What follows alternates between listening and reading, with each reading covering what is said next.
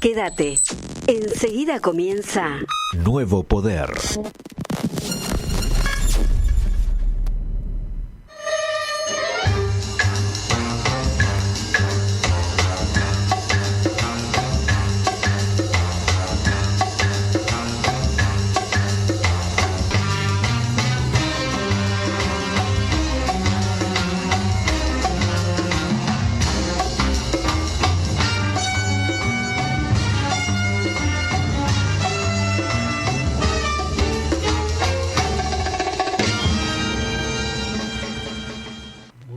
Tardes.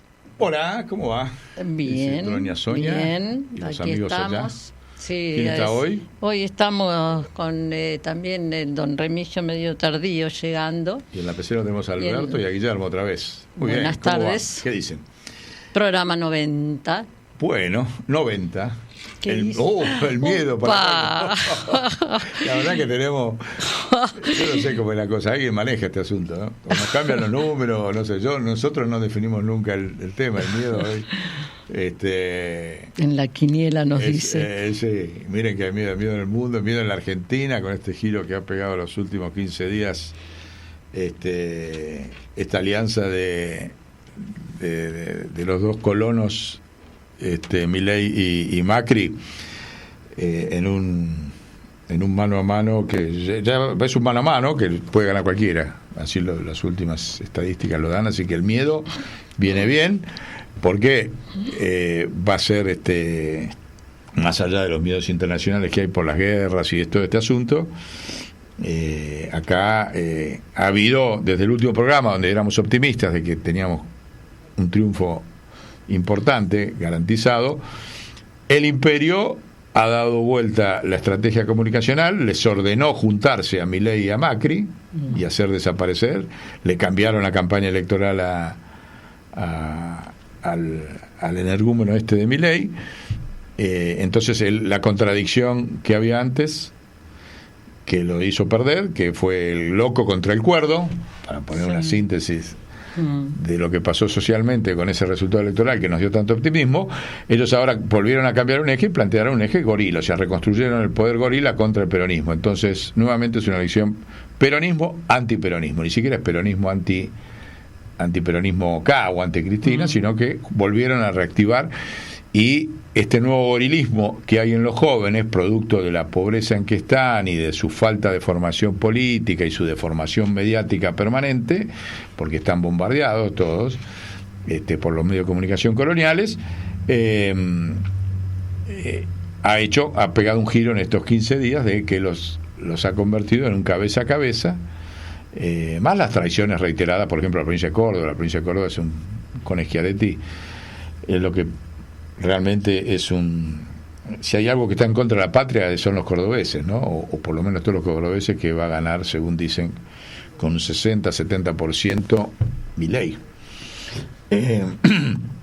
Entonces ha pegado un giro, así que el miedo viene bien, porque empieza otra etapa de la guerra en la Argentina con este resultado ¿no? Va a ser muy, muy difícil. Qué capacidad que tienen, ¿no? De desdecirse de todo lo que dijeron cuando se tiraban entre ellos con cualquier tipo de argumentación. Ahora ya está, todo eso pasó. Es que hay que entender que es una orden internacional del miedo. Vamos al miedo de ellos, ese es los miedos nuestros del triunfo, pero ¿cuál es el miedo del poder internacional que ha hecho unir estos dos personajes de ellos? Es el miedo a que se reconstruya el eje con Lula. O sea, vamos a hablar clarito. Argentina es una base de la OTAN. Está formalmente así dicho, firmado, vía los acuerdos de Madrid y vía los acuerdos de Menem de aliado extra-OTAN. Brasil no tiene esa condición.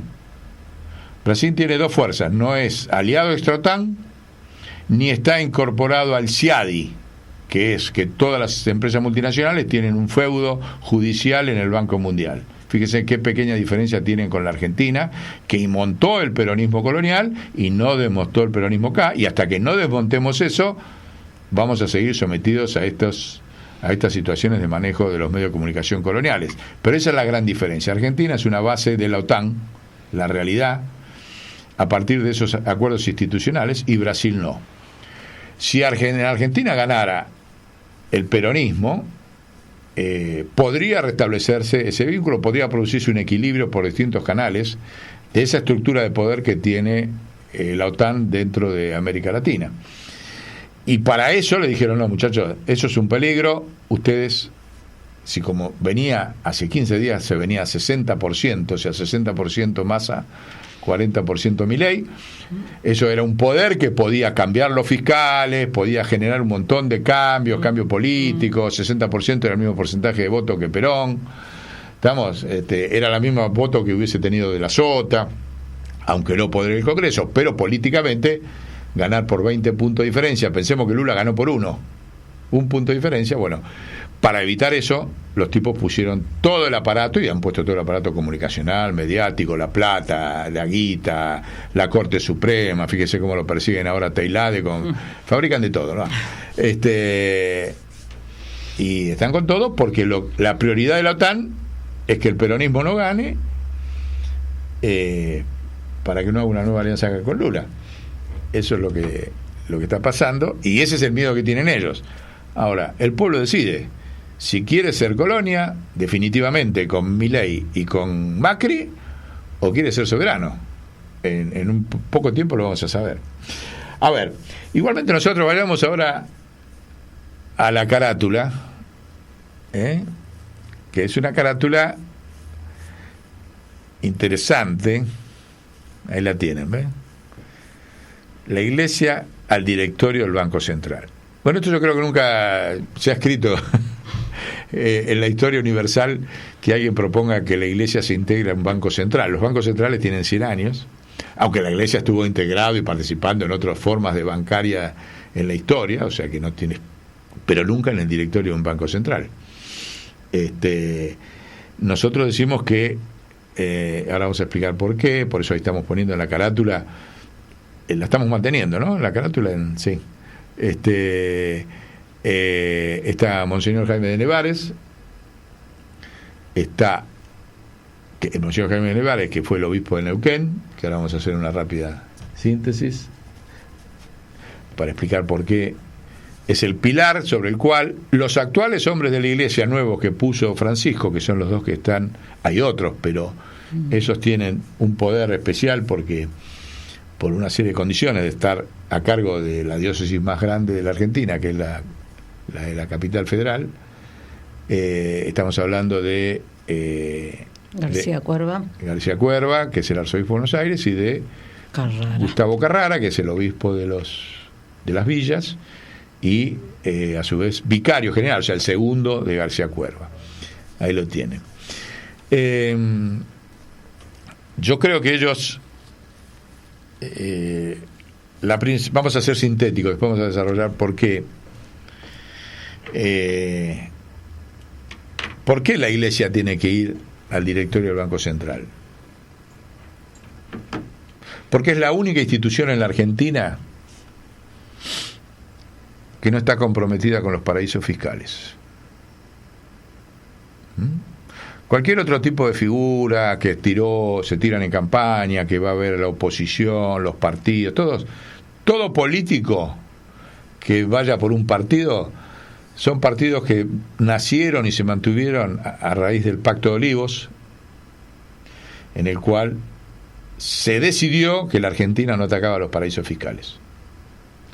Francisco, en cambio, no las llama paraísos fiscales, sino guaridas fiscales, lo ha dicho públicamente, en la Academia Pontificia de Ciencias se lo dijo en la cara a la presidenta del Fondo Monetario, que si ustedes desarman las guaridas fiscales, desaparece la pobreza en el mundo.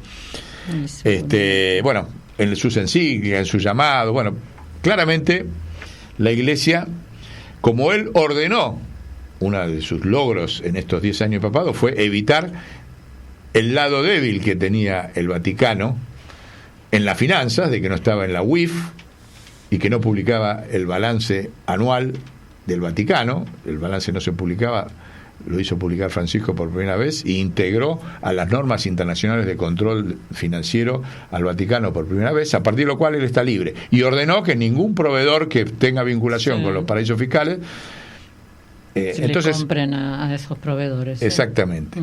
Entonces, ¿es la única institución de la Argentina? Porque los sindicalistas, todo tiene, o la mayor parte, tienen cuentas en los paraísos fiscales. Los empresarios, ni hablar. Los partidos políticos, ¿de dónde financian las campañas? Las empresas le mandan plata en negro desde los paraísos fiscales.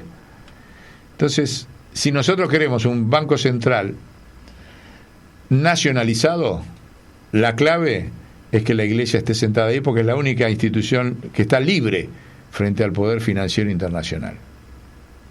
No quiere decir que tenga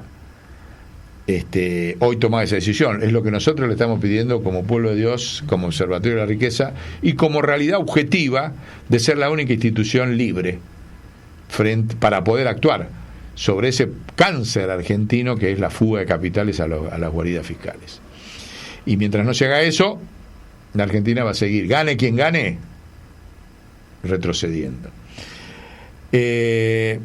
Acá justo, miren, encontré un libro de un autor que es bastante raro, digamos, lo que es un abogado, Gross Sibona, de Editorial Prometeo, que se llama Terraplanismo Monetario. A ver si se ve ahí lo tienen, ¿sí? Que el autor se equivoca en el diagnóstico, pero lo que hace es una compilación excelente, que yo les pido que escuchen atentamente, porque termina de entenderse por qué nosotros decimos que en el directorio tiene que estar la Iglesia. Este hombre logra reconstruir por primera vez las 6 o 7 cambios que hubo en la ley del Banco Central de la República Argentina de su fundación, ahora, y yo voy a decirlas rápidamente, lo van a entender, donde se define quiénes constituyen el banco y quiénes están sentados en el directorio. Fíjense, la primera, en 1935, para que se den una idea, estaban los bancos extranjeros y los funcionarios públicos, pero los bancos extranjeros eran socios del Banco Central, o sea que el Banco Central era una herramienta de los bancos extranjeros, ahí donde estaba Previch, Pinedo, bueno, año 35. Llega el peronismo en el 46, con la famosa nacionalización, se dice de los bancos, pero en realidad el primero que nacionalizó fue el Banco Central. Sí. ¿Qué hizo? En el cambio de la Carta Orgánica, este hombre lo compila, por eso digo que es muy útil. Escuchen esto. ¿Quiénes son los directores? Los directores del Banco Central deberá ser persona de reconocida experiencia industrial, comercial y bancaria, de amplia solvencia moral y material, y será designado por el Poder Ejecutivo. Recuerden esto, porque van a ver cómo esta categoría, reconocida experiencia industrial y comercial y bancaria, a partir de un momento, se imaginan cuál es, desaparece la cuestión industrial y comercial y queda solo la bancaria. Como la categoría con la que tienen que integrar el directorio, ¿no? El vicepresidente deberá recurrir las mismas condiciones que el presidente. Bien, no solo eso, sino que el peronismo, escuchen estas dos, y para que vean la potencia que tiene con lo que nosotros venimos planteando en todo nuestro programa sobre el Banco Central. Dice en el artículo 8, de los 13 directores, 3 serán los presidentes respectivos del Banco Nación, del Banco de Crédito Industrial Argentino, del Hipotecario Nacional. O sea, sienta el resto de los bancos públicos en el directorio del Banco Central, cosa que hoy no están. ¿Qué año dijiste? Es la reforma que hace Perón en el 46. Sí, en la misma pone que tienen que estar los industriales, los comerciantes y los directores de los bancos estatales sentados en el directorio. Dice, 5 representantes de los siguientes departamentos: la Secretaría de Hacienda, de Agricultura, Obras Públicas, Industria y Comercio, Trabajo y Previsión. O sea, pone a los ministerios sentados en el directorio del Banco Central. Fíjense, ¿no?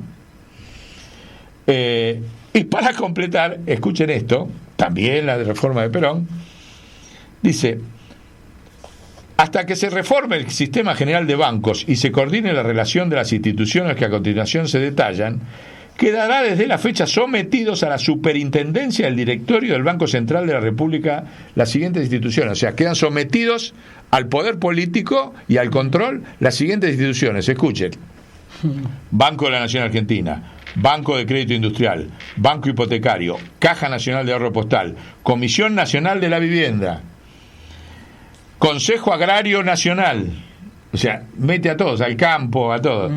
Corporación para la Promoción del Intercambio, eso es el IAPI. O sea, el IAPI nació en el Banco Central, ¿no? Está borrado totalmente esto de la memoria de los peronistas, para traicionar con lo que hicieron después. No es casual que no lo vean, claro, porque está bastante clarito lo que hizo Perón, ¿no? Comisión Nacional de Granos y Elevadores, o sea, la Junta Nacional de Granos. Todo depende del Banco Central. Comisión Reguladora de la Producción y Comercio de Yerba Mate. Comisión Nacional de la Industria Leonera. Comisión Nacional del Fomento Industrial, Junta Reguladora de Producción Agrícola, Junta Nacional de Carnes, Junta Reguladora de Vinos, Junta Nacional de Algodón, Junta Nacional de Azúcar. Las entidades nombradas deberán prestar a dicho directorio toda la colaboración que requiera.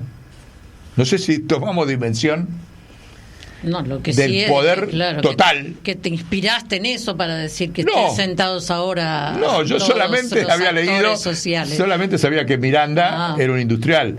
Nunca había leído esto, por eso lo traigo. No sabía esto tampoco. Solamente que Miranda era un industrial, lo puso presidente del banco, que había un sindicalista que lo puso de vicepresidente. Hasta ahí sabía. Y lo decía, bueno, hay que hacer lo mismo. Pero resulta que estaba institucionalizado, fíjense, con un poder mucho más amplio.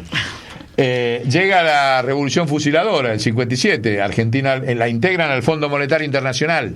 Cuando estaba esa carta orgánica, no existía el Fondo Monetario Internacional, porque Perón nunca se adhirió al Fondo Monetario Internacional. Entonces él estaba totalmente libre para hacer esa carta orgánica, que fue la que hizo la Revolución Peronista.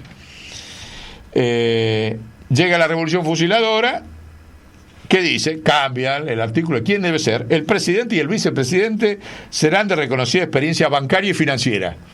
Desapareció todo factor nacional o productivo del directorio del Banco Central a partir de la Revolución Fusiladora. O sea que no solamente hicieron desaparecer el cuerpo de Evita, sino que hicieron desaparecer el poder nacional del Banco Central. Mire qué clarito. No hace falta, esto no es ideológico, está escrito.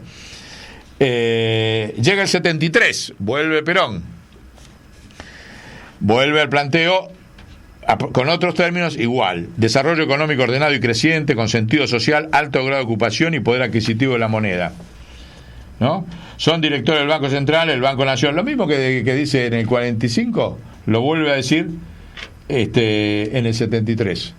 Perón modifica la Carta Orgánica. Las personas serán reconocidas experiencia, 3 de esos directores representarán respectivos en los bancos oficiales y mixtos de la provincia y los sectores empresarios, laboral y de asignación. Estamos el mismo espíritu cuando vuelve en el 73. Llega la dictadura militar genocida otra vez, mete la ley de entidades financieras, cambia todo eso, y después sigue vigente hasta hoy la ley de entidades financieras, donde no hay solamente es un territorio el Banco Nación, el Banco Central, de los factores de especulación financiera internacional. Y después viene la reforma ya en democracia, el 23 de septiembre de 1992, que no retoma lo de Perón. Dice que los integrantes deben tener idoneidad monetaria, bancaria o legal vinculada al área financiera y gozar de reconocida solvencia moral. O sea, la democracia no solamente no reconstruyó la Constitución del 49, sino que no tuvo la valentía de reconstruir las mejores cartas orgánicas que tuvo el Banco Central. Bueno, esto de por sí ya habla, no vamos a extendernos mucho, pero nos pareció una prueba importante de lo que va a haber que hacer. Obviamente, nosotros estamos diciendo que hoy, para hacer esa fuerza, porque Perón en el 45, en el 73, gozaba de una fuerza social muy potente, institucional, que impulsaba lo nacional. La burguesía era fuerte, lo nacional, los sindicatos, las fuerzas armadas, bueno, no había deuda externa, no estaba el Fondo Monetario manejando todo. Entonces la pregunta es ahora, ¿con qué fuerza nacional volvemos a esa Carta Orgánica? Y ahí aparece nuevamente la carátula. Aparece nuevamente la carátula de que la única fuerza nacional que puede volver a hacer que logremos tener otra vez una carta orgánica nacional y que no dependa de los intereses extranjeros y financieros en la Iglesia. En primer lugar, por esta razón que dijimos, de que está libre para actuar sobre los paraísos fiscales. Y sobre los paraísos fiscales se actúa concretamente desde un solo lugar, rápido. Las discusiones judiciales y todo eso ya sabemos cómo la manejan, pero para actuar en el hoy, ante los acontecimientos, es el Banco Central. Por eso tiene que estar ahí. Tienen un jefe que los ha habilitado, porque si yo soy Carrara o García Cuerva y lo llamo a Francisco y le digo, mire Francisco, le pido autorización para integrar este órgano, que no es un órgano político, yo no estoy mezclando la Iglesia con la política, porque no es un cargo electoral, pero sí es una institución de Estado que va a resolver los dos problemas centrales que plantean en todas sus encíclicas: la pobreza, la injusticia, la violencia y el problema ambiental. Yo me quiero sentar como arzobispo de Buenos Aires o como obispo de los pobres en el directorio del Banco Central para llevar adelante esa política de Estado que es la implementación de sus encíclicas desde un lugar concreto, desde un poder concreto, antes de los acontecimientos, para poder evitar que se produzcan. ¿Me autoriza o no? Yo entiendo que Francisco no lo va a decir públicamente, pero lo va a autorizar, o ya los autorizó. El asunto es que el sistema político colonial argentino acepte que esa institución, que es la única que esté libre, se siente en semejante lugar, que no hay antecedentes en el mundo. En realidad, una cosa así tiene mucho que ver con otros momentos históricos donde la Iglesia argentina jugó un rol nacional determinante, como fueron con las misiones jesuíticas, que por primera vez se armonizó el tema con los originarios, con los pueblos originarios. Estamos hablando de 1700, después en la Revolución de Mayo, en las guerras de la Independencia, incluso por la negativa. La Iglesia participó en los bombardeos del 55, con los aviones que decían Cristo vence, y bombardeando y matando a 400 argentinos en la Plaza de Mayo. O sea, institucionalmente la Iglesia participó en políticas de Estado, ¿no? De hecho, sacó el cuerpo de Eva Perón la Iglesia, y lo tuvo en silencio durante... desde el 55 hasta el 73, bueno, como 20 años, 22 años, lo tuvo. El único que sabía dónde estaba guardado el cuerpo de Eva Perón era la Iglesia. O sea que algunos roles políticos institucionales en la historia argentina viene cumpliendo, para un lado, para el otro. De hecho, el Colegio San Carlos formó a todos los cuadros de Mariano Moreno y demás, que es el Colegio de Buenos Aires, el Nacional de Buenos Aires, en las cuestiones de educación, en las guerras civiles, participó de los dos sectores, había curas de un lado, en la guerra de independencia, Fray Luis Beltrán, el fray franciscano que le fabricó todos los cañones a San Martín, para la guerra de independencia en Perú, en la Argentina, en Chile, y era fraile, y murió como franciscano. Ni hablar en la dinámica del Concilio Vaticano II, cómo la Argentina tuvo expresiones y mártires muy importantes, como son hoy son santos, como San Angelelli, por poner en práctica el Concilio Vaticano II, y la OTAN lo mató. Lo mismo Ponce de León, la Reina en Chile, pero bueno, estamos hablando de la Argentina.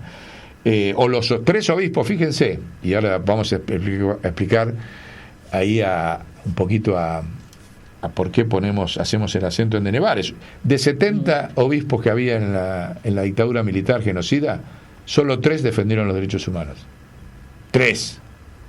Así que miren la cuenta importante que tiene para terminar de saldar la Iglesia. Y acá tiene una oportunidad.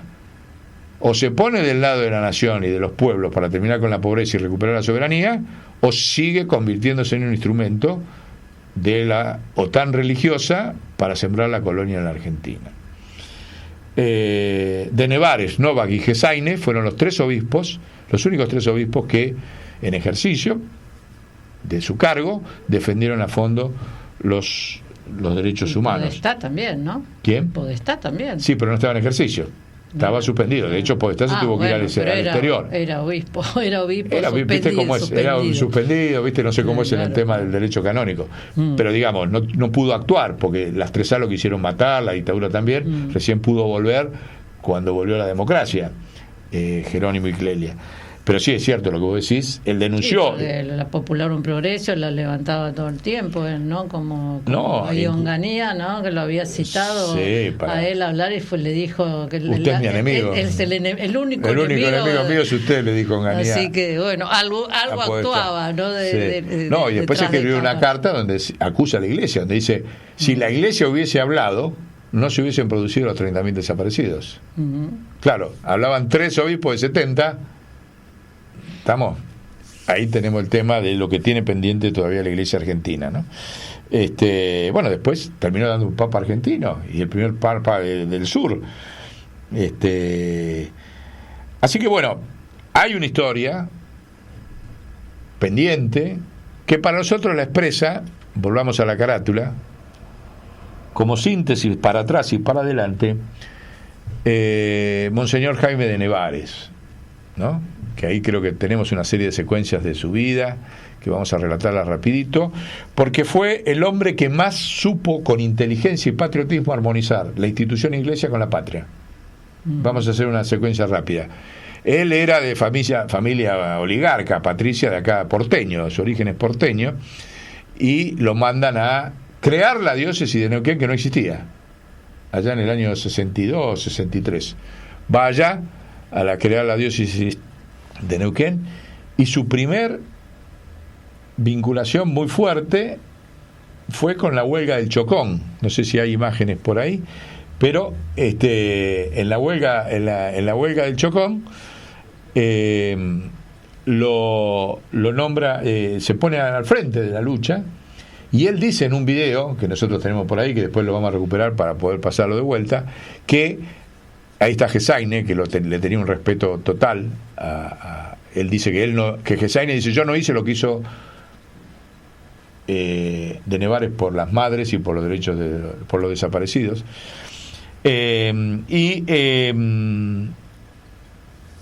bueno, él ahí dice, a mí me terminó de evangelizar la huelga del Chocón, que fue una huelga de 20.000 obreros cuando se estaba haciendo la represa del Chocón.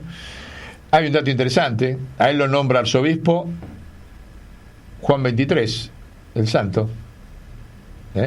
Es un dato interesante, importante. Y a partir de eso, después viene el golpe de Estado y él se pone al frente de la defensa de los derechos humanos. Y al frente de las madres, o sea, si había alguien que se llevaban excelente, eran Eve Bonafini con De Nevares. Otro capítulo fundamental, a tal punto que cuando vuelve la democracia lo ponen en la CONADEP y participa de la CONADEP. Miren la dinámica institucional. Incluso en la CONADEP es el único que sostiene, que se enfrenta a la teoría de los 2 demonios. Todos sabemos que ahí había personajes que habían estado comprometidos con la dictadura, como Magdalena Ruiz Guiñazú, como Sábato y otros, que impulsaron la teoría de los demonios. Él no avala la teoría de los 2 demonios. Sí. Entonces termina ese proceso con un gran prestigio. Después es electo por Neuquén constituyente en la Asamblea Constituyente del año 94. El único obispo en la historia argentina que integró una Asamblea Constituyente. Y renuncia. Ahora a mí me gustaría escuchar ahí. Renuncia. Es el único constituyente que renunció a la asamblea porque dijo, esta asamblea va a ser los funerales de la patria. Así fue. A ver, escuchémoslo, a ver si lo tenemos ahí.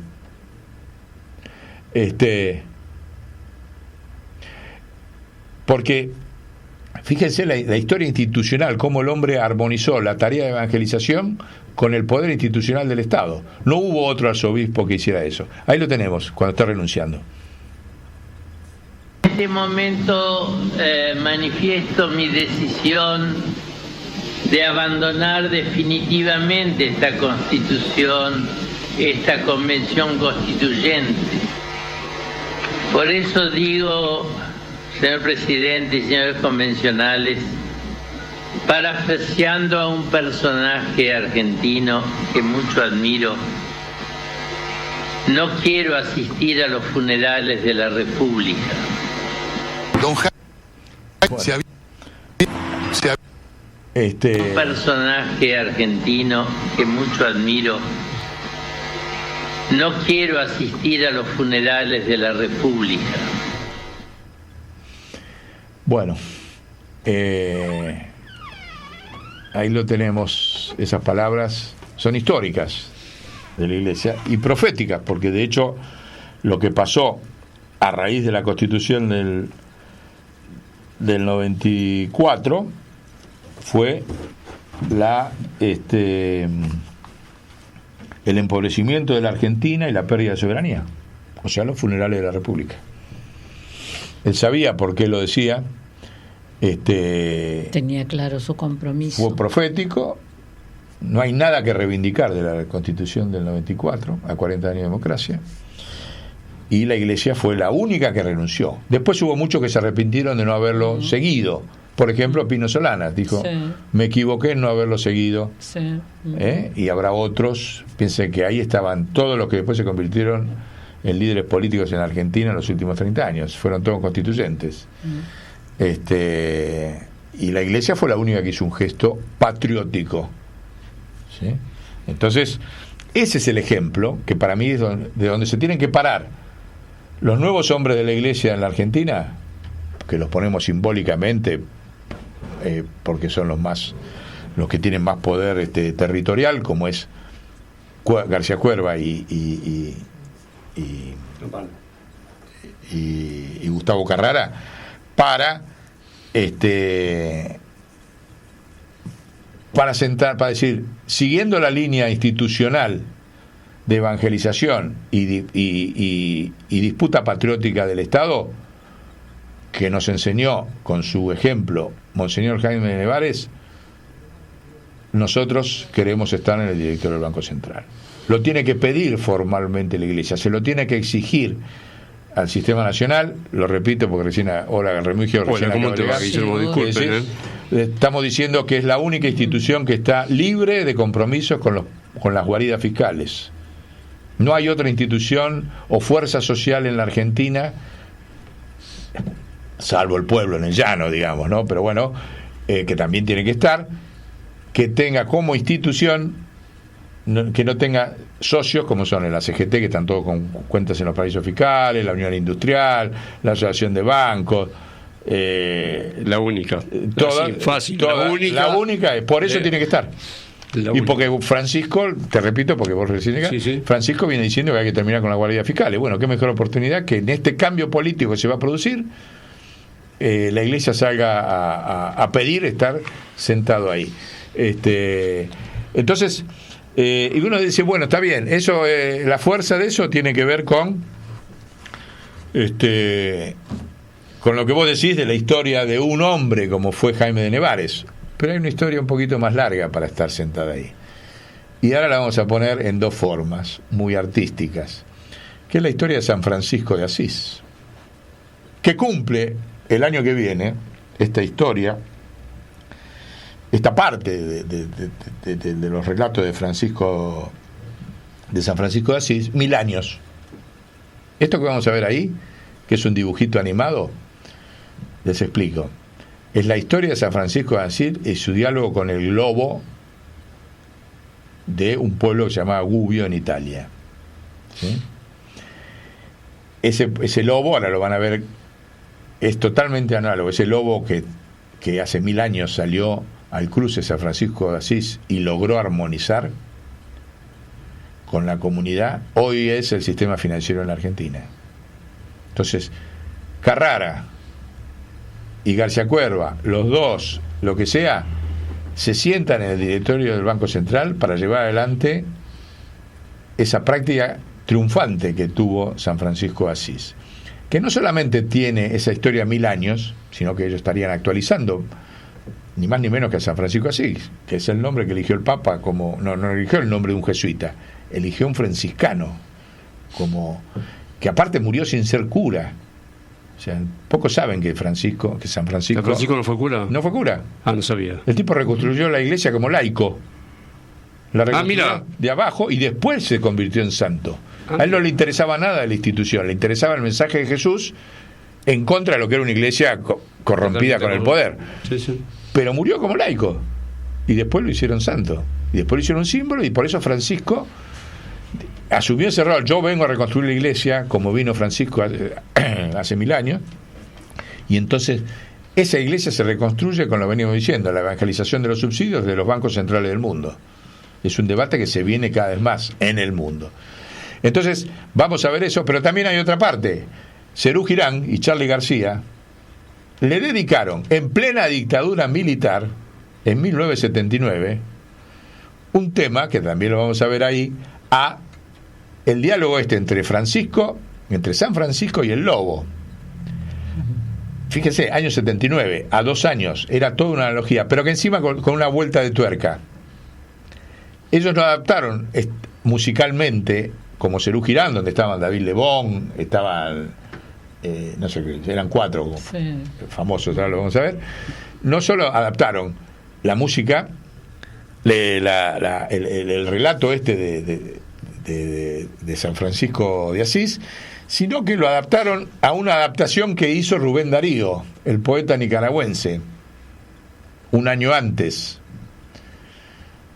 Ese poema de Rubén Darío retomaba el ejemplo de lo que había pasado, de que Francisco había logrado domesticar al lobo y armonizarlo con la sociedad, y convivieron durante mucho tiempo juntos, pero después el lobo volvió a sus andadas porque la humanidad lo trató mal.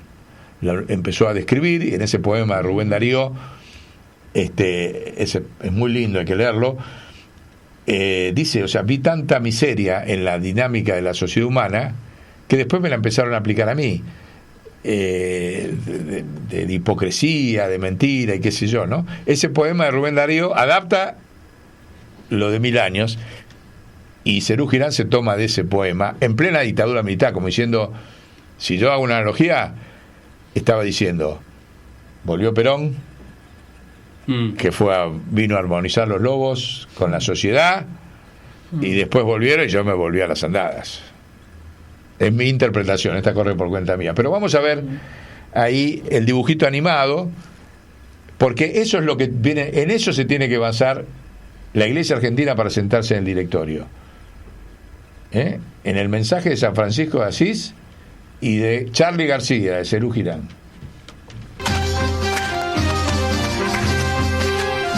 Esta vez tenemos que matar a ese lobo, o de otra forma, tarde o temprano matará a alguno de nosotros. ¿Y esos a dónde van? No lo sé, Francisco. No tengo idea. Deberíamos preguntar. Están armados. Ha comenzado una guerra y no lo sabemos, Mateo. Me parece difícil. No he oído hablar de eso a nadie. Fraile Francisco, que Dios te bendiga. Paz y bien. Paz y bien a ustedes, hermanos. ¿A dónde van con armas y bastones? ¿Hay una guerra? Yo no sabía nada. No, ninguna guerra, Francisco. Mataremos al lobo. Hace mucho tiempo que nos atormenta. ¿Hay un lobo? ¿Y qué ha hecho? ¿Cuál es el motivo por el que quieren matarlo? Mata el ganado. Se ha vuelto peligroso. Mira lo que hace. La mató anoche.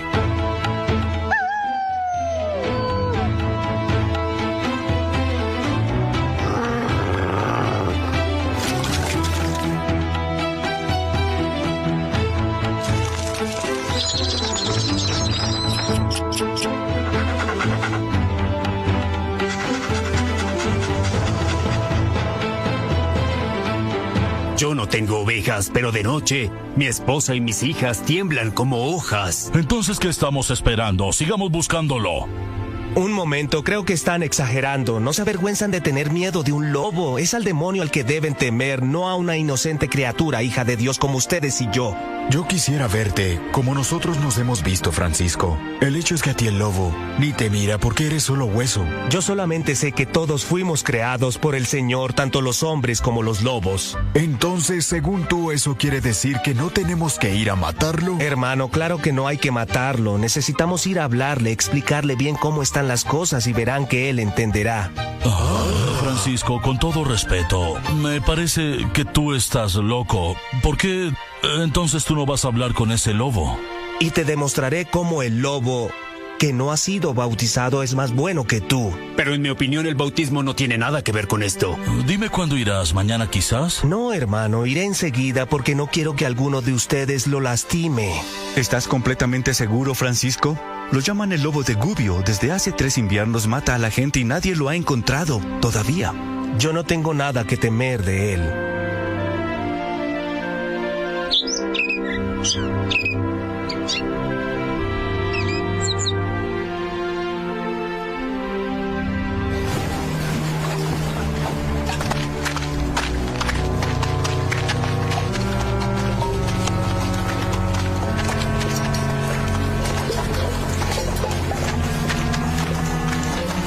Espera. ¿Qué quieres? Parece que vive allá, en una de esas grutas, Francisco. Está bien, vamos. Creo que es mejor que vaya solo, Francisco. Sí, entiendo. Entonces pueden esperarme aquí. Tranquilos, hablaré con el hermano lobo.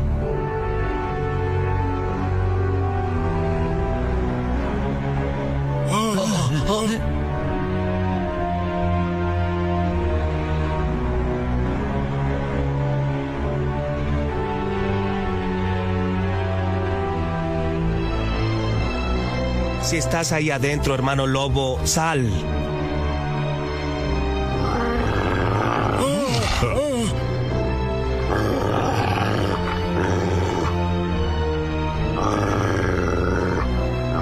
De parte de nuestro Señor, yo te ordeno que no vuelvas a lastimar a nadie.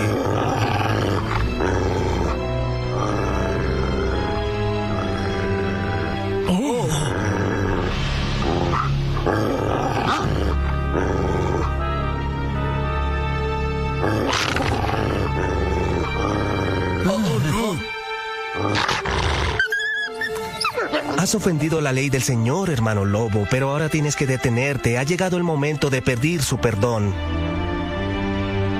Vendrás conmigo y debes prometerme que de ahora en adelante serás bueno, ¿está bien? Gracias.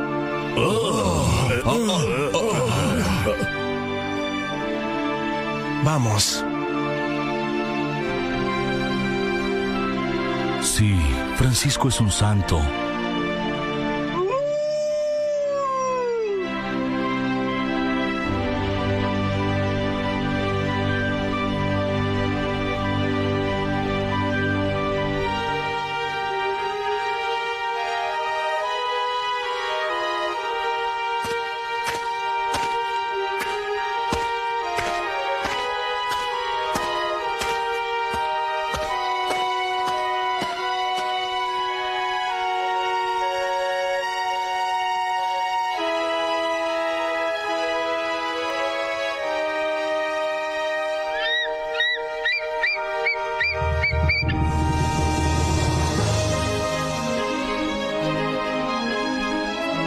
Aquí está el lobo que tanto temían, está frente a ustedes. Hermano lobo, todos estos son amigos tuyos, pero tú debes prometerles que serás bueno, que no les harás daño. No será peligroso, ya no se ve tan peligroso como antes. No puede ser. Pueblo de Gubbio, nuestro hermano lobo vino aquí ante ustedes y les pidió perdón por sus malos actos. Y desde este momento deseo que ustedes lo alimenten y lo cuiden cada día que esté con ustedes y así él será bueno. ¿No es cierto, hermano lobo? Oh, es un milagro. Puede comunicarse con él. Observen. Es lo está tocando. Toma.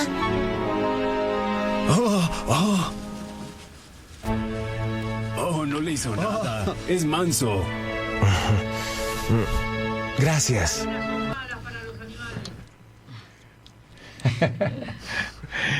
Bueno, a ver.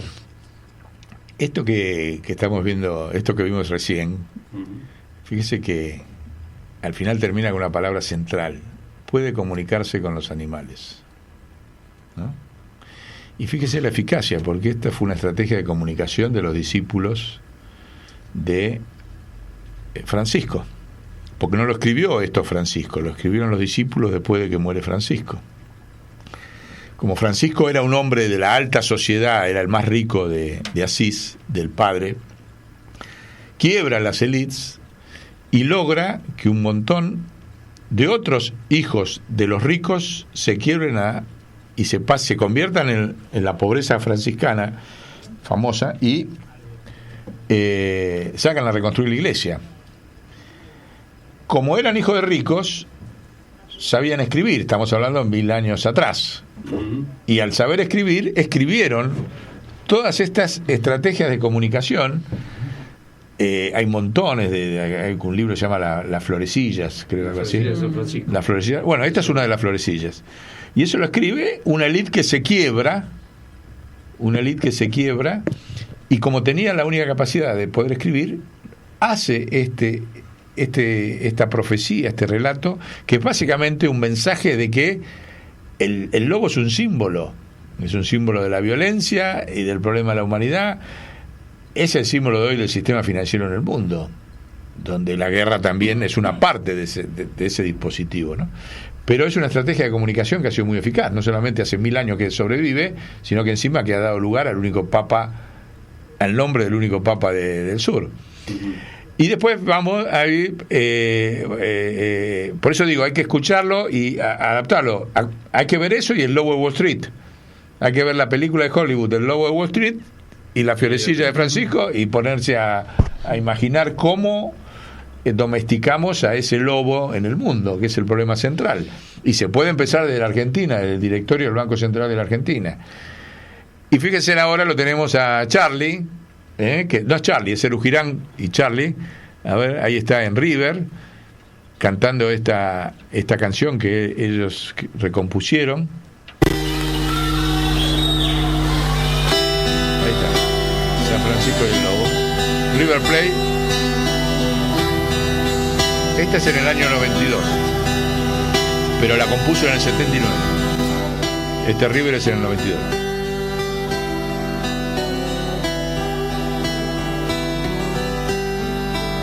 Es una balada. Buenas noches, el lobo comenzó a hablar. Estoy aquí por última vez, verás.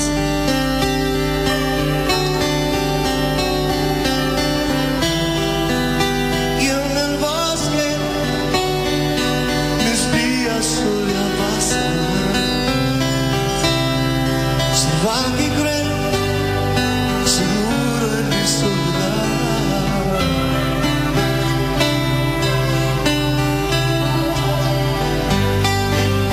Tu voz me hizo ver, tu luz me alejó del mar. Los niños sonreían al mirarme, el amor me hacía llorar.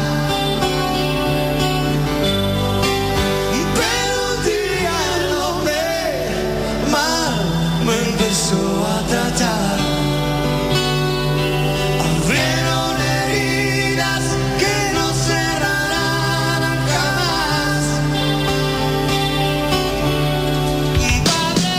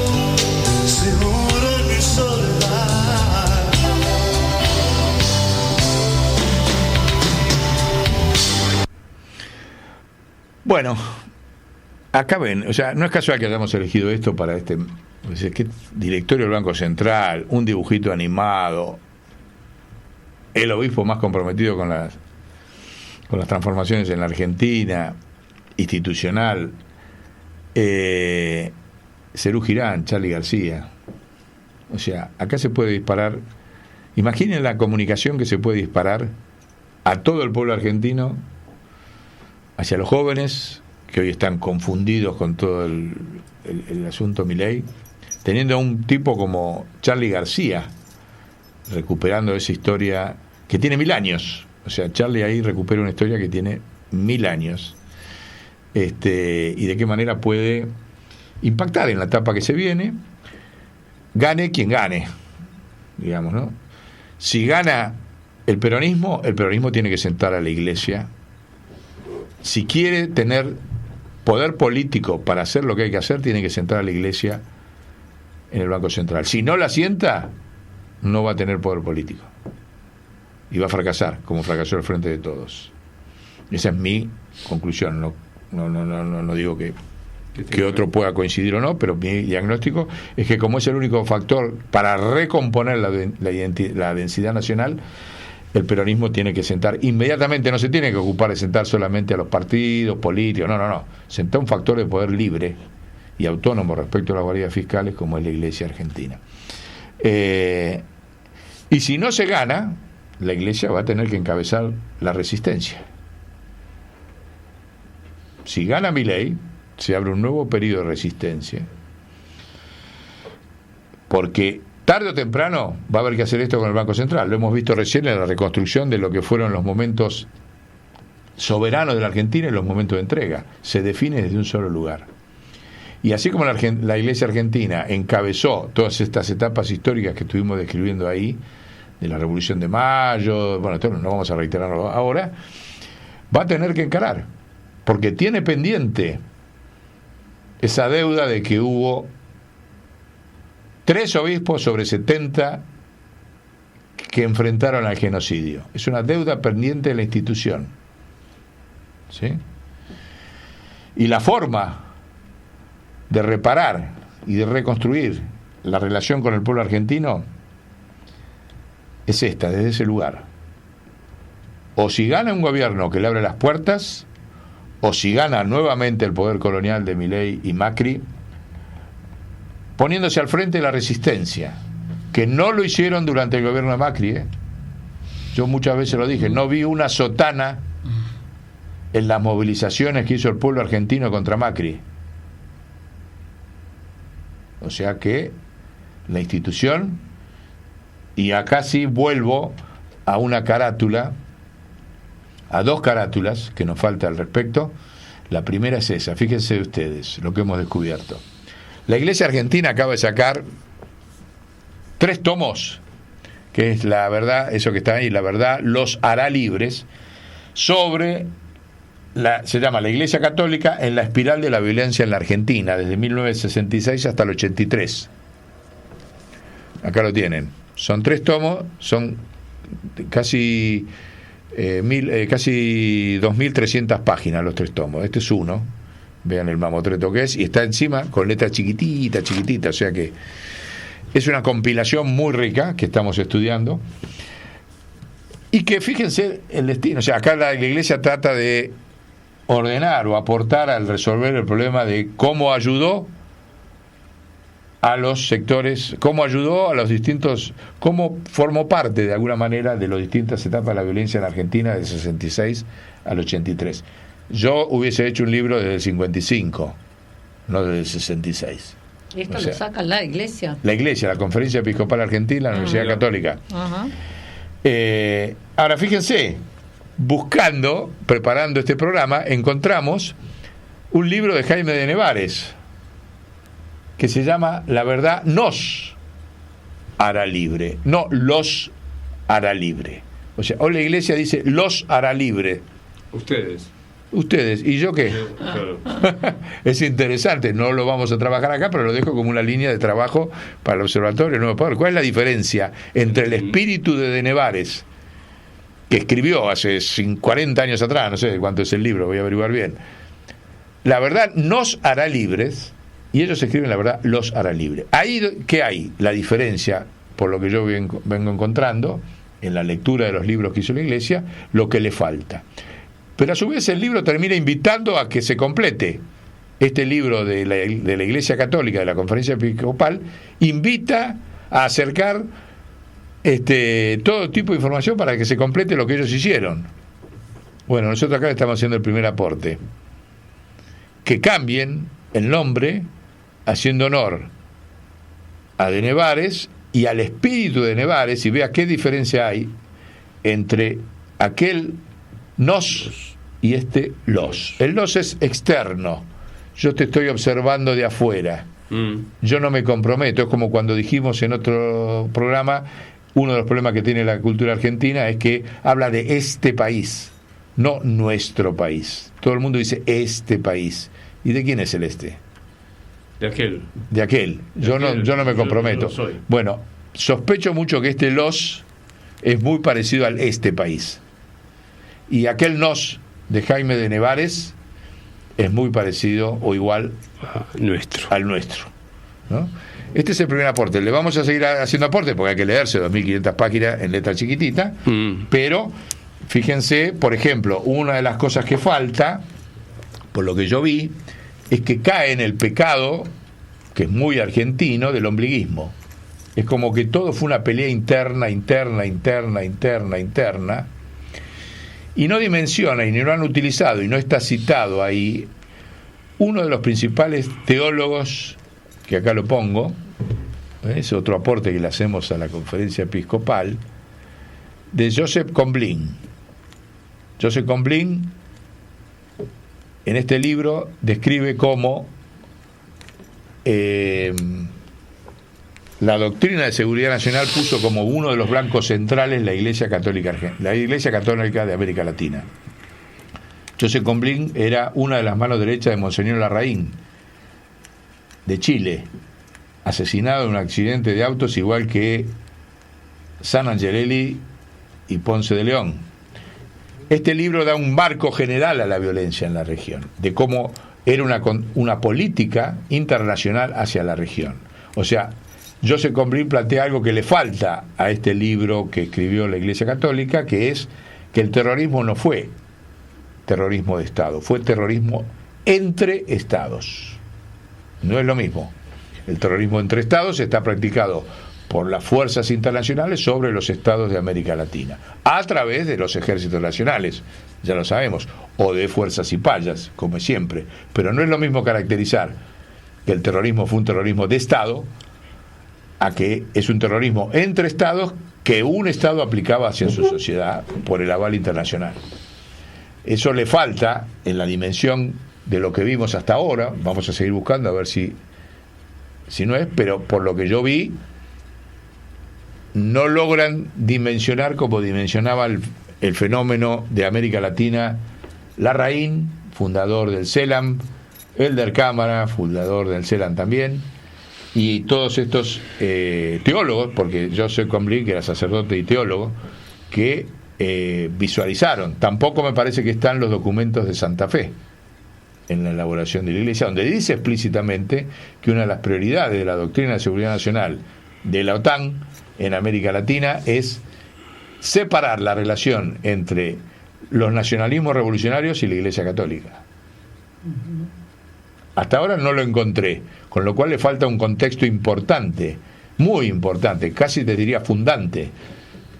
Y ahí me parece que quizás está la diferencia entre el los y el nos.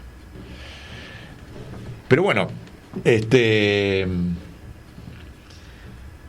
y me parece que eso se revierte con la carátula, impulsando que la Iglesia empiece a plantearse estar sentada en los directorios de los bancos centrales, porque es ahí, desde el único lugar donde va a poder poner en práctica las encíclicas, no solamente de Francisco, sino también las anteriores. Bueno,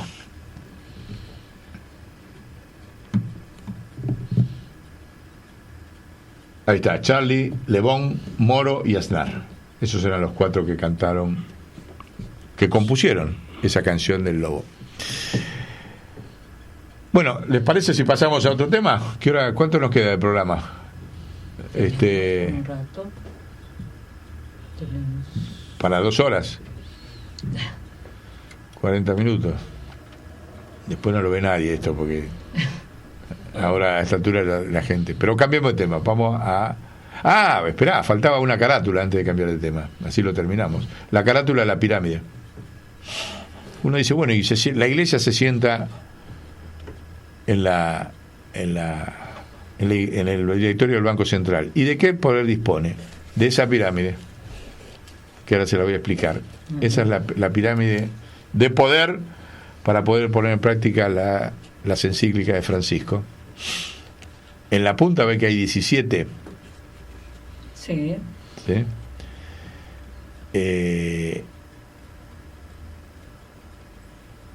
Los 17 son los directores del Banco Central. El 61 son las arquidiócesis y diócesis en que tiene jurisdicción, tiene dividida la Argentina, la Iglesia Católica. Que esas van a estar en contacto directo con las necesidades del pueblo para transmitírselas al Banco Central. Los 750 es lo que hemos dicho, venimos diciendo reiteradamente en nuestros expedientes, de que hay que fusionar, y ahora tenemos encima el documento que acabamos de leer. Las 750 son las sucursales del Banco Nación de todo el país, en que está dividido el Banco Nación, pero que no tiene base el Banco Central. El Banco Central pasa a tener una base operativa en todo el territorio, para todo lo que hemos dicho en los decretos, de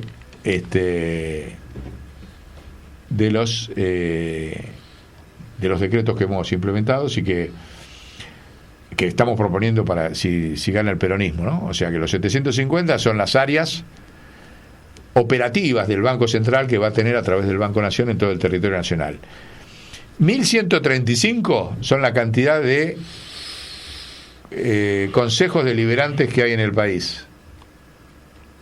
Que el Consejo Deliberante es lo que está más cerca a los barrios, como canal directo de vinculación.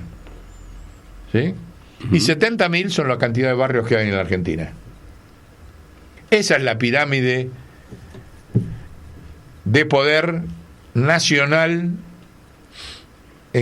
con que hay que reorganizar el Banco Central. Reitero, 17 directores donde está la iglesia sentada, están también los empresarios nacionales, están los sindicatos, están los movimientos sociales, los movimientos culturales, todo lo que ya venimos diciendo. 61 son las diócesis y arquidiócesis de la Iglesia Católica. 750 son las sucursales que va a tener el Banco Central a través del Banco Nación en todo el territorio. 1135 son los consejos deliberantes de todo el país que existen, y 70.000 son los barrios en todo el país. Eso es poder social concreto, lo que otros le quieren llamar poder popular. Yo le llamo poder nacional o densidad nacional, como decía Aldo Ferrer. Entonces ahora vamos a recordar un poco los 8 decretos, y le voy a agregar, faltaba uno que alguien me lo observó: che, te olvidaste de uno, hablaste de 8 antes de reproducir el programa anterior. El otro decreto es el siguiente, que se suma a los que ahora vamos a escuchar, que tiene que sacar el gobierno nacional al día siguiente de asumir el poder, el gobierno, no el poder. En el marco del orden público, la doctrina de la Corte en materia antimonopólica y la doctrina suiza del TEC, en virtud de terminar con la cadena de poder monopólico, que es causante del 80% de la inflación, que constituye la inflación más alta del mundo a lo largo de 45 años, se dispone la reapertura de todos los expedientes que autorizaron las fusiones monopólicas a lo largo de 40 años de democracia, abarcando no solamente las autorizaciones monopólicas que haya hecho la Comisión de las fusiones monopólicas que haya autorizado la Comisión Nacional de Defensa de la Competencia, sino también las privatizaciones que eran sometidas a la órbita del análisis de costos, precios y abuso del poder monopólico de la Comisión de Defensa de la Competencia.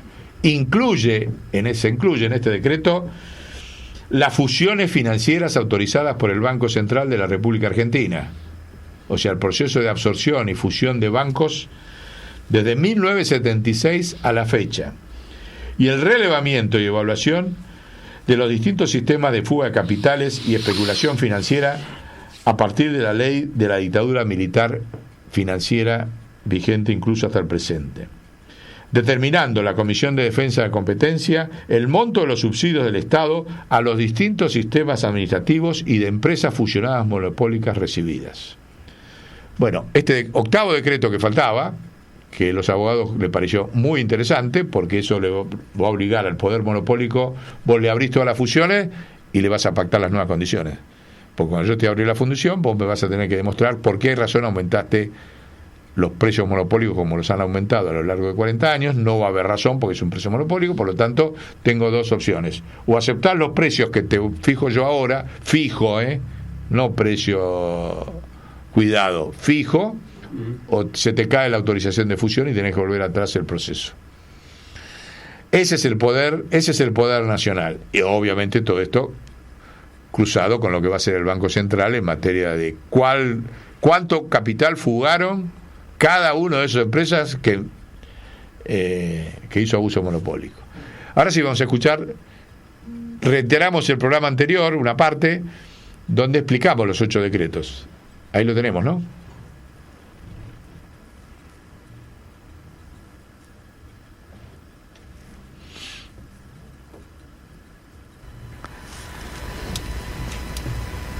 Nosotros decimos que para embellecer la Argentina y terminar con el embrutecimiento de la élite argentina, el próximo gobierno tiene que sacar el primer día 8 decretos. El primer decreto, muchos para negociar con los factores de poder que los van a empezar a desestabilizar al día siguiente. Porque como están estos factores internacionales que acabamos de escribir operando, no se van a quedar tranquilos porque vos ganés. No, empiezan al día siguiente la OTAN religiosa a destruirte. Con las armas que tenga, buenas, malas, militares. Lo pueden matar a Massa, como lo mataron a De la Sota. ¿Está? Como lo mataron a Iván Hein. Está en riesgo de vida. No ahora, pero sí al día siguiente de que asuma, según los pasos que dé. Por eso tiene que empezar una estrategia de acumulación política para que la unidad nacional que está planteando se concrete. ¿En qué? Para mí, y demostrarle al poder internacional que tiene puntos débiles. ¿Sí? Que tiene puntos débiles. Porque si vos no le metés miedo al poder internacional para que negocie, no te digo que lo vas a enfrentar en una pelea a muerte, y en ese sentido lo de Medio Oriente hay que usarlo. Porque acá está pendiente la AMIA, la embajada, Nisman, todas las acciones que hizo la OTAN religiosa, Iván Hein, De la Sota. Guarda, vamos a investigar eso, a ver qué pasa. Pero independientemente de esos casos puntuales, lo primero que yo creo que tiene que hacer es crear la UFIDE, la Unidad Fiscal de Investigación de la Deuda Externa en la Argentina. En base a los 2 documentos públicos y oficiales del Estado argentino, como es el informe de la Auditoría General de la Nación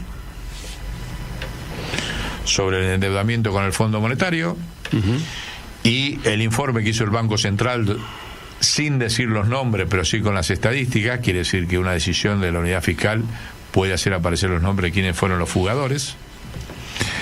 Esos 2 documentos públicos que aparecieron en los últimos 2 años en la Argentina, de Estado, habilitan a que el presidente nuevo saque un decreto de creación de unidad fiscal de investigación de la deuda externa en Argentina, que apunta directamente al origen del endeudamiento espurio con el Fondo Monetario, que es el informe que hizo la Auditoría General de la Nación, y a los actores privados. Una decisión política de crear esa unidad fiscal de investigación, dependiendo directamente del presidente de la Nación, automáticamente nos da la herramienta para cambiar la negociación con el Poder Financiero Internacional, que se queda a los golpes del mercado, y el Fondo Monetario. Eso es uno de los decretos que creemos que hay que hacer al día siguiente. Incluso esa unidad fiscal que atraiga todas las denuncias privadas que hay desde la causa Olmos a hoy. Pero tiene dos estructuras de Estado arriba, informes inmediatos de hoy, vigentes, no prescriptos. En alguna parte también lo dijimos, la doble prescriptibilidad, la doble no prescriptibilidad de todo ese tema de la deuda. Y desde ahí negociar con el poder internacional, porque ahí están metidos los bancos internacionales, ¿sí? Incluidos todos los bancos de la OTAN religiosa, están ahí. Todos los bancos de la OTAN religiosa están comprometidos van a estar comprometidos en esta unidad fiscal de investigación de la deuda externa. El segundo decreto es el que venimos diciendo de lo que hay que hacer con el Banco Central. Es central eso, ¿sí? O el Banco Nación. Entonces, ahí hay belleza en los dos. Porque si la belleza es la verdad, dijimos. Entonces, la verdad sobre la deuda es belleza. Si seguimos en la mentira, seguimos en la fealdad. Claro. El decreto de la deuda de creación del Banco Central, como Banco Nacional de Desarrollo, como Banco Nacional de Desarrollo, como lo venimos diciendo, y con algunas cuestiones más de implementación de la matriz de insumo producto, o de lo que dijimos del abuso de posición dominante, esto que se está viviendo ahora del abuso de posición dominante que están haciendo las petroleras extranjeras sobre el desabastecimiento en la Argentina. Bueno, ese sería habría que agregarle ahí, en ese decreto, a todo lo que ya venimos diciendo, un concepto central que es el desagio en dólares. Estoy diciendo herramientas que lo van a asustar al poder económico concentrado en la Argentina e internacional. El desagio quiere decir volver atrás en los precios. Lo hizo Alfonsín cuando aplicó el plan austral, en pesos.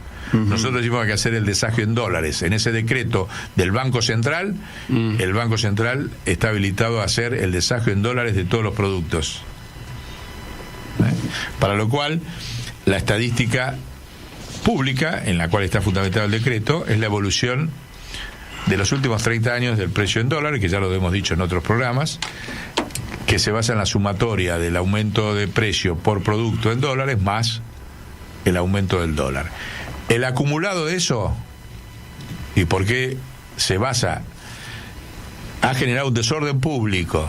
Ahí tenemos 2 libros de tapas verdes sobre el orden público, porque el acumulado de eso a lo largo, ahí tienen uno de los libros del orden público, que es una categoría central, que hace 50 años que no se usa en la Argentina, jurídica, constitucional, en el cual hay que basar todos estos decretos. Hay que reconstruir el orden público en la Argentina.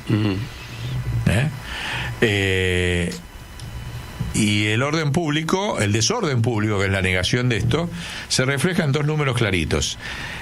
Este proceso de desagio, ahí está el orden público, también en el derecho privado, esto es un estudio de 3 cordobeses sobre el nuevo Código Civil y el orden público. En base a estos 2 libros están inspirados los 8 decretos. La inflación de las empresas monopólicas a lo largo de 30 años de desorden público fue 140.000% de aumento, y los ingresos de la población fueron 30.000. O sea que tenés un desfasaje que hizo caer el ingreso, el poder de compra de nosotros, de los argentinos, en casi un 75% aproximadamente. Eso es desorden público, a partir de esos datos que son oficiales. Y eso habilita el desagio, habilita otro decreto que le llamamos decreto de emergencia cambiaria y de costos en dólares. Una de las causas del fracaso del Frente de Todos fue, y que nosotros se lo dijimos públicamente, fue que cuando sacó la ley de emergencia económica en el 2019, no puso la emergencia cambiaria. O sea, dejó que el mercado de cambios siguiera en manos de los poderes concentrados monopólicos y de deuda que había montado el macrismo. Cuando la ley cambiaria sí existió, por ejemplo, cuando empezó Néstor la puso, ley de emergencia cambiaria, y desde ahí pudo domesticar los golpes de mercado. si no hay decreto de emergencia cambiaria y de costos en dólares, que significa que la Comisión de Defensa de la Competencia y el Banco Central determinen cuál es la incidencia real de los costos en dólares en los precios para matar la inflación, si no se hace ese decreto, la Unión por la Patria nace con la misma debilidad frente a los golpes de mercado que tuvo el Frente de Todos.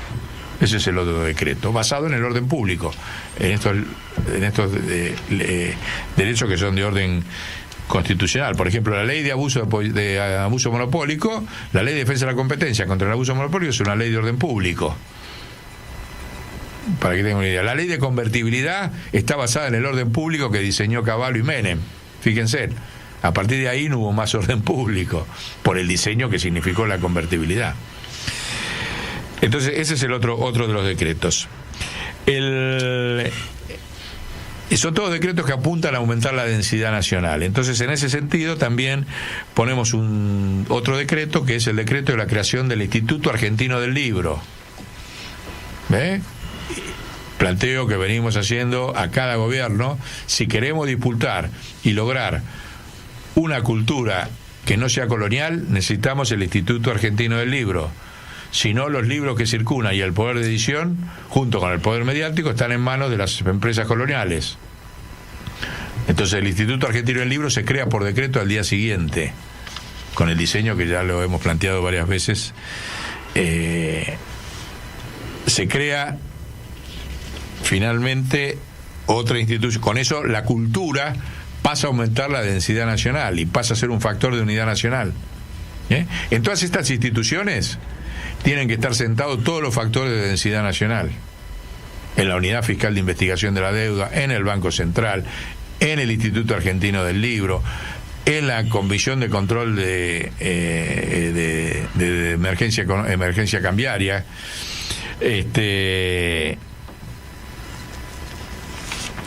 Y ahí, para completar, tenés la cultura, tenés la densidad nacional, tenés el control sobre el poder de mercado, del golpe de mercado, que eso es lo que utiliza la OTAN religiosa.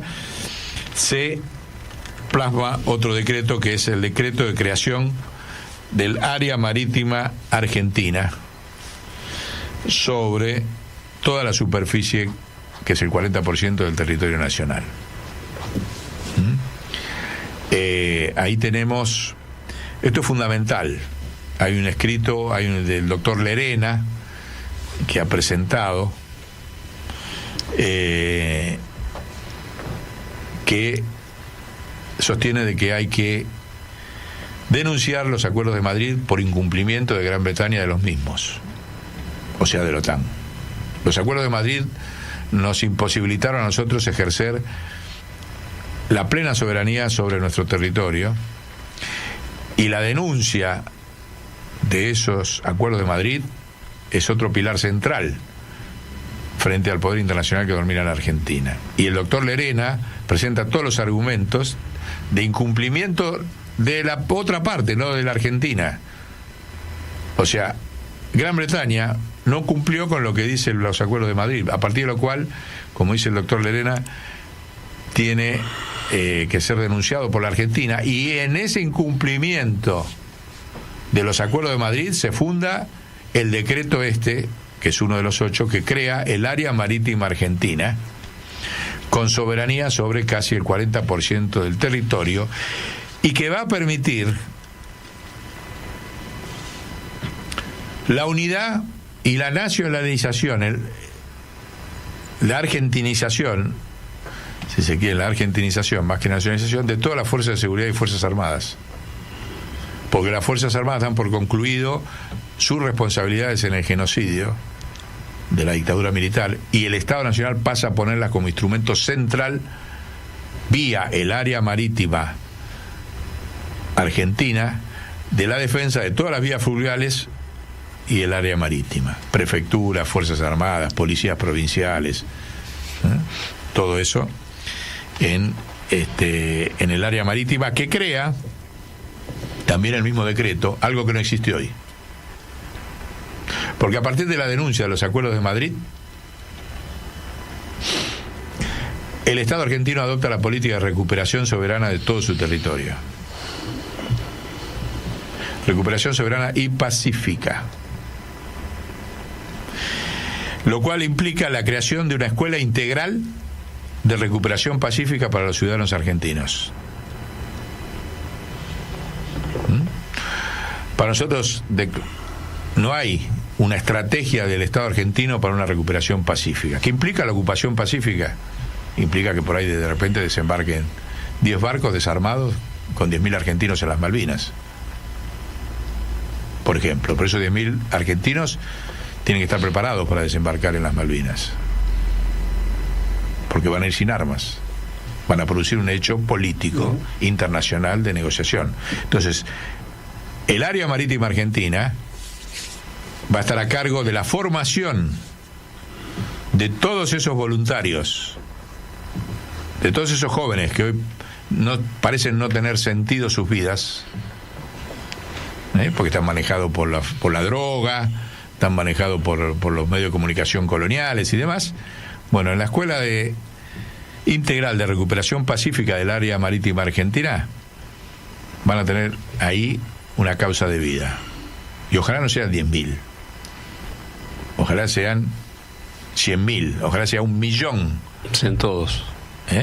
Que tengamos que alquilar barcos en todo el mundo para recuperar la soberanía de nuestro territorio sin armas.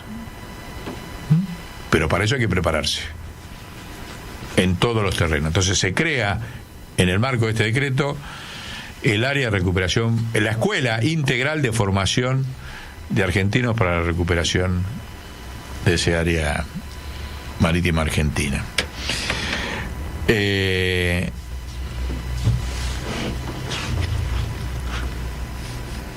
Si me queda algún otro que me faltaba.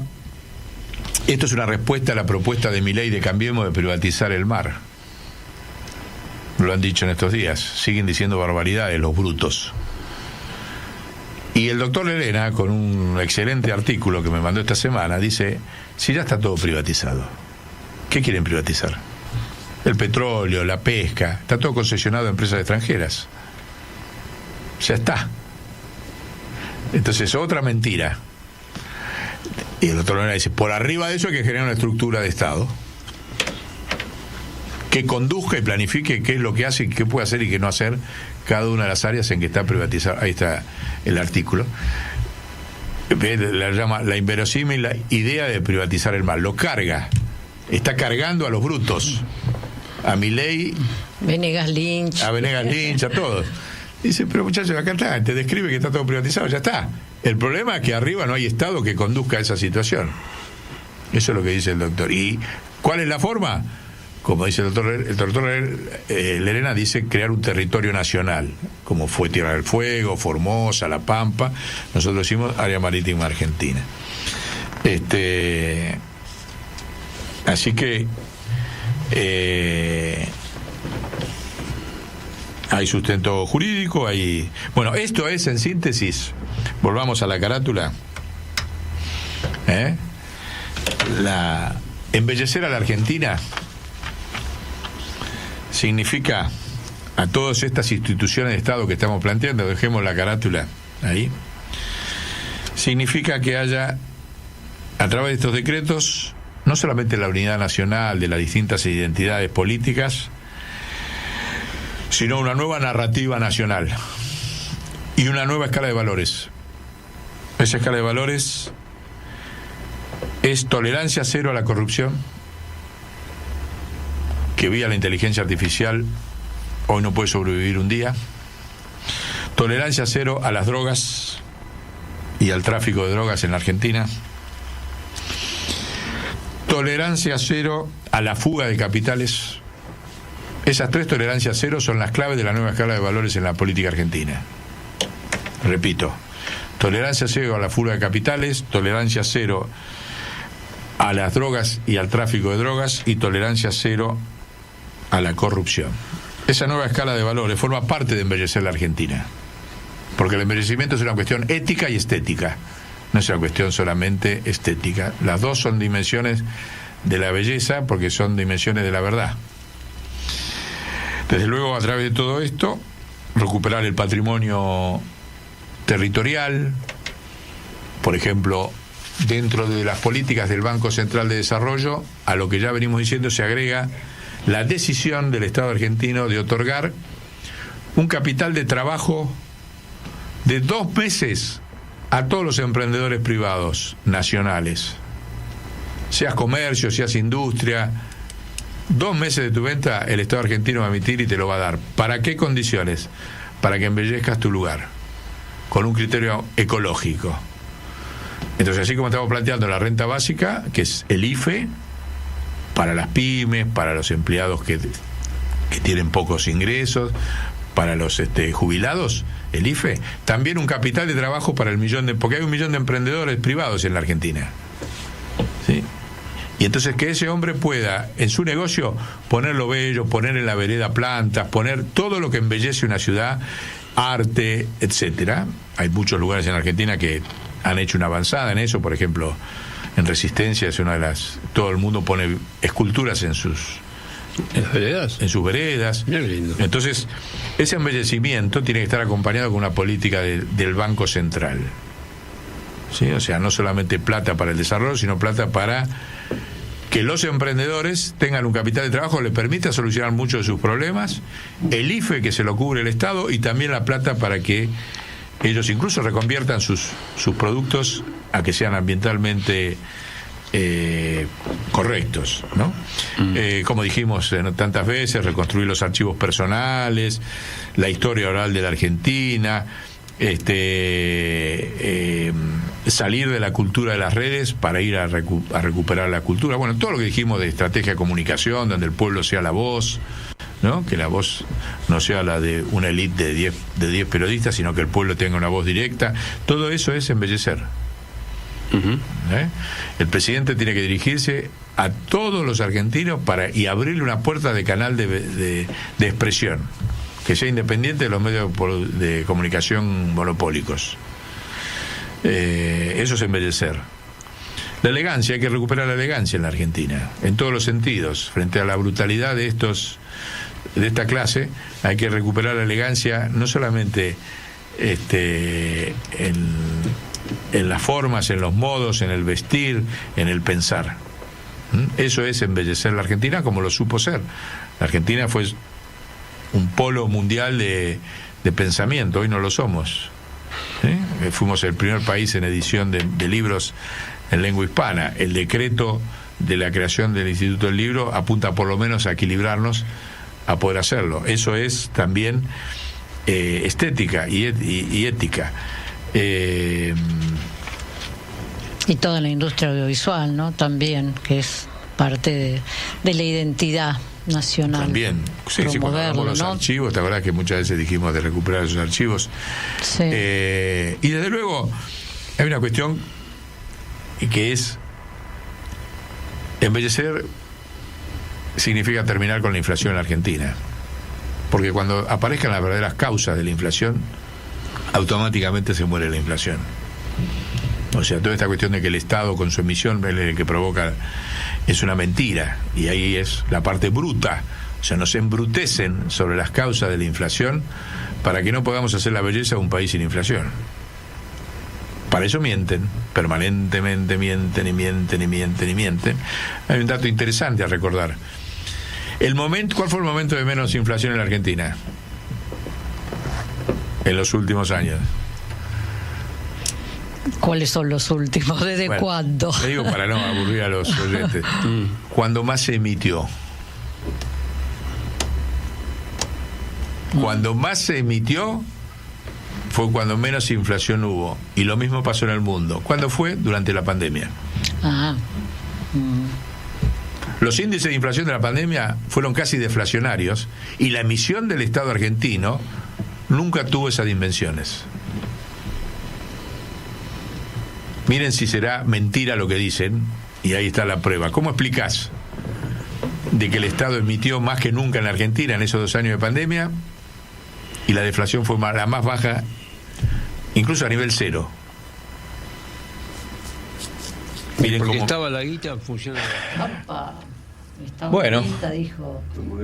Estamos de vuelta, hemos escuchado nuevamente los 8 decretos que le proponemos. Tiene plazo, Massa, puede agarrar el mensaje presidencial, el debate presidencial, y en lugar de hablar él, poner el video nuestro y ya está. Eso le dejamos como propuesta. Si quiere ganar las elecciones, no lo estoy jodiendo, lo estoy diciendo en serio. Si quiere ganar las elecciones, se lo regalamos, no hace falta que tengamos pantalla ni nada. Habla de los 8 decretos en el discurso presidencial y ganar las elecciones. Estos 8 decretos que volvimos a poner, eso lo volvimos a poner acá, lo complementamos con el otro. Habla de eso. No te pongas a discutir con el loco porque no tiene sentido discutir con un piantado y que encima es un cipayo y una gente.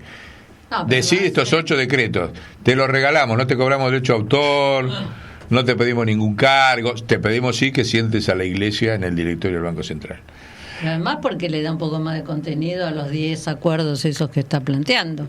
Claro. Digamos, ¿no? Con un poco de más profundidad en esos contenidos. Así que con esto terminamos el último programa de nuestra campaña, de la campaña electoral, y ahora vamos a ver un poco al amigo Remigio que trajo algo para el próximo programa, que va a ser un programa de debate interesante sobre este problema de las guerras. No vamos a hablar solamente del problema. A ver si salen los cubitos. Se ven, Ahí sí. ¿Se ven los cubitos? Uh-huh. ¿Qué son esos cubitos? Estos cubitos es la representación volumétrica de, al día de ayer, la cantidad de muertos, ¿sí? Así, más allá de lo imperfecto del cubito, ¿sí? La cantidad de muertos que hubo en el conflicto de Gaza. Ajá. Y o sea, pero espera, el cubo grande obviamente son Gaza. Los palestinos. Gaza y Cisjordania, porque hay muchos muertos en Cisjordania. Tienes razón, el Gaza y Cisjordania, y esto es lo que ocurrió el 7 de marzo. El 7 de octubre. El 7 de octubre. O sea, los muertos israelíes y los muertos palestinos. Sí. Ajá. ¿Y el otro? De eso vamos a hablar ahí. Ahora les voy a decir la propuesta que vamos a debatir en el otro programa sobre eso. ¿Y se ve? Sí. ¿Esto qué es? Baja un poquito, ¿se ve ahí? grande. Bajale un poquito. Ahí está. Esto es la cantidad de heridos. De heridos. Sí. O sea, las proporciones son... Las proporciones son... Muy absolutamente dispares. Sí. Hay que tener en cuenta dentro del tema de la mortalidad, ¿sí? La cantidad de niños. Sí. Y mujeres. Y mujeres. Niños y mujeres, sí. Sí. Que también es más dispar todavía la cantidad de mujeres. Mucho más dispar. Murieron casi 3.000 mujeres en Gaza y 5.000 niños. El 80% me acabo de decir. Sí. 5 y 3 son 8. Sí. En 10 es el 80%. Bueno, a ver, lo que esto lo dejamos como... Esto es un anticipo del próximo programa, donde saben que voy a plantear yo, y lo estoy estudiando. No lo tengo todavía cocinado. Le vamos a proponer a Francisco que santifique todos los muertos civiles de los dos lados. Esto va a ser en el próximo programa. Estoy estudiando y por lo que yo veo, ¿puede la Iglesia Católica santificar a no católicos? Por lo que leí yo de la... Sí. Lo que yo leí de la... Y si no puede, que lo invente. Yo voy a hablar sobre los acuerdos de paz que hubo a lo largo del tiempo, incumplidos, y voy a hablar sobre los movimientos de paz que hay actualmente también. Entonces, en el último documento... Porque ¿sabes qué pasa? Viste que se hizo el sínodo, ahora terminó, no fue todo lo que se esperaba, pero hay un planteo de modificar el derecho canónico el año que viene. Y entonces nosotros vamos a militar para que en el derecho canónico la Iglesia Católica pueda santificar a no católicos. Porque la santificación es haber cumplido una de las razones. Servicio al prójimo, diría yo. El mandato de Dios. Cuidar al yo prójimo. No sé estoy averiguando si hay niños santificados, sino que sean los primeros. Todos, no importa. Eso que vos decís, proporción, perfecto. Bueno, muy bien. Vamos a un salto civilizatorio. Y no entremos en la discusión de proporciones porque ya sabemos, es evidente. Es otro debate que vamos a dar también en otro programa, pero para adelante Francisco tiene una gran oportunidad. Así como el Opus Dei santificó, está bien, eran sacerdotes muertos en la guerra civil española, hizo una santificación colectiva de los sacerdotes muertos o fusilados, digamos, en el marco de la ley colectiva como mártires.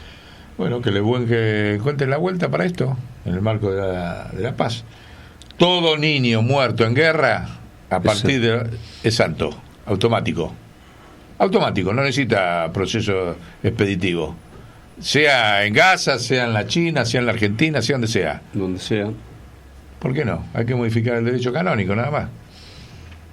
Y entonces estos chicos, víctimas, de los dos lados, lo que quieran, todo, van a estar haciendo un gran aporte a la civilización. De eso vamos a hablar en el próximo programa. Aunque no le guste a Francisco, ni lo hablamos, Francisco, no importa. Para eso somos sí. Escúchame, Francisco lo hicieron santo sin haber llegado ni a cura, hizo lo que quiso. Sí. ¿Por qué nosotros no vamos a querer que todos los niños muertos en guerra sean santos? A ver. Aparte, Francisco dice que Francisco dice que todo el mundo está llamado a ser santo. En guerra hay niños muertos por hambre, yo incluiría también, porque todo lo que está pasando en el mundo con los que mueren por hambre. Sí. Bueno, los únicos privilegiados son los niños. ¿Acaso entonces no es un delito matarlos con hambre? También, por eso. Bueno, los dejamos con esta expectativa para así rompemos el rating. Hasta la próxima. Hasta la próxima.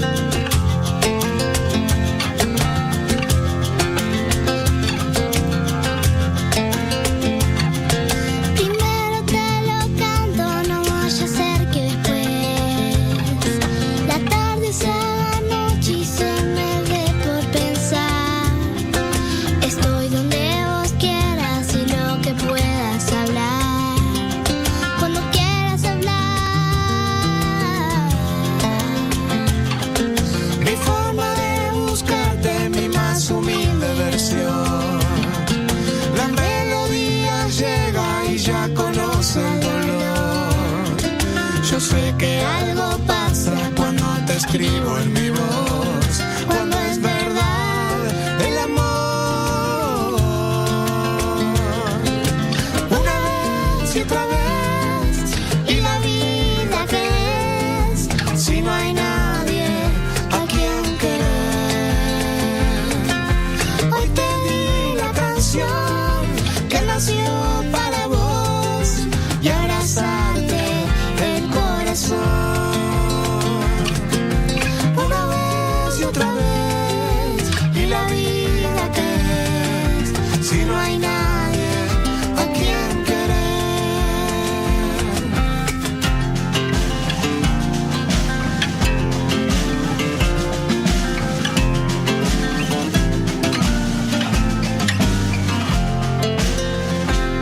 Una canción es un faro que con su luz ilumina momentos que trae la vida para guardarse en el corazón. Hoy canto con emoción lo que nos da esa simpleza, instantes que son bellezas, como un abrazo que quiero.